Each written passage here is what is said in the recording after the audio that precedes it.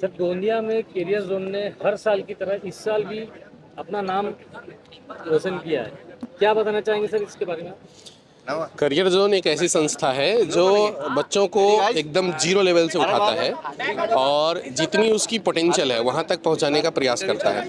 तो हम लोगों का हमेशा ही यही प्रयास रहता है कि हम अच्छे से उससे मेहनत कराएं, उसे एक मेहनती, ईमानदार और मजबूत इंसान बनाए जो विषम परिस्थितियों में भी एग्ज़ाम में परफॉर्म कर सके।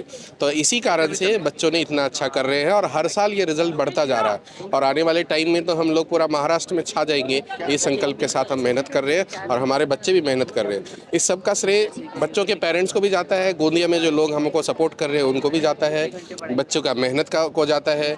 सुबह लगभग 6 बजे से लेकर के रात के लगभग 12 बजे तक बच्चे हमारे सेंटर में रहते हैं और ऐसी सुविधा मैं दावे के साथ कह सकता हूँ कि देश में कहीं नहीं है। जो भी है वो टेम्पररी बेसिस पे है। हमारे यहाँ यह 24 आवर चलता है और 365 डेज सभी दिन ये व्यवस्थाएं रहती है जो कि आपको देश में कहीं नहीं मिलेगा जो करियर जोन में है और वो एक बहुत बड़ा कारण है बच्चों के इस तरीके का रिजल्ट का। दिल्ली हो या बॉम्बे हो, सब संभव है। करियर जोन गोंदिया में आपका स्लोगन कहता है, इस पर क्या कहोगे? बिल्कुल, करियर जोन गोंदिया से जो लोग बच्चे पढ़े हैं उसमें से बहुत सारे बच्चे IIT Bombay, IIT Delhi, AIIMS Delhi ये सब जगह पढ़ रहे हैं। लोगों का ऐसा पहले मानना होता था कि मतलब छोटे मोटे सिलेक्शन तो हो जाएंगे बट बॉम्बे में, दिल्ली में ये सब जगह सिलेक्शन नहीं होगा। करियर जोन ने ये बात साबित करके दिखाया कि गोंदिया से सब संभव है, चाहे एम्स दिल्ली हो या आईआईटी बॉम्बे या आईआईसी बेंगलोर। देश का कोई ऐसा कॉलेज नहीं है आज जहाँ पर करियर जोन का बच्चा नहीं पढ़ता। हर जगह करियर जोन का बच्चा पढ़ता है।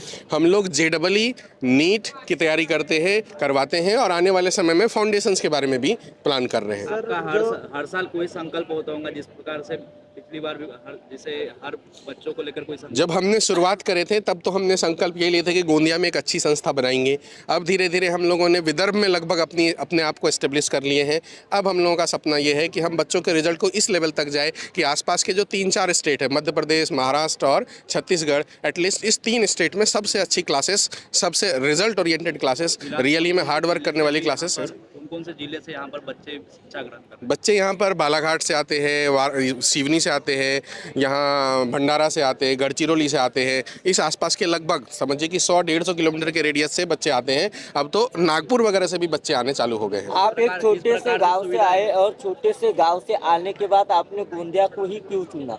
नहीं, गांव छोटा या बड़ा नहीं होता, इंसान की अपनी माइंडसेट छोटी या बड़ी होती है। हमने एक अच्छी स्ट्रांग माइंडसेट के साथ मेहनत करना चालू किए और हम अपने बच्चों को यही सिखाते हैं कि एक ऐसा इंसान बनाओ जो दूसरों के लिए ताली ना बजाए, अपने लिए ऐसा पोटेंशियल क्रिएट करे कि आपके लिए लोग ताली बजाए। और यही मेहनत हम बच्चों से करवाते हैं और इसी दृढ़ संकल्प की वजह से ये रिजल्ट है। जो लड़के फेल हुए उनको क्या मैसेज देना चाहिए? जो जिन बच्चों का किसी कारणवश अच्छा रिजल्ट नहीं आ पाया, मैं उन सबको यही बोलूँगा कि हिम्मत नहीं हारना है। आप कहीं भी पढ़ रहे हो, करियर जोन में पढ़ रहे हो तो बहुत अच्छी बात है, हमसे आके मिलो। दूसरे कहीं पर भी पढ़ रहे हो तो आप हमसे आके मिल सकते हो, आप हमसे आके मिलो, हम गाइड करेंगे। आप हिम्मत मत हारो, मेहनत करना वापस कल से स्टार्ट करो। आने वाले सेकेंड सेशन में या फिर एडवांस में अपने आप को, सीईटी है, बहुत सारे ऐसे जो है समय मिलेंगे जिसमें अपने आप को आप प्रूफ कर सकते हैं। तो ईमानदारी से मेहनत करेंगे तो सभी रिजल्ट अच्छा हो जाएगा। भले ही आज खराब हुआ, हर किसी के लाइफ में कभी सफलताएं और असफलताएं मिलती है।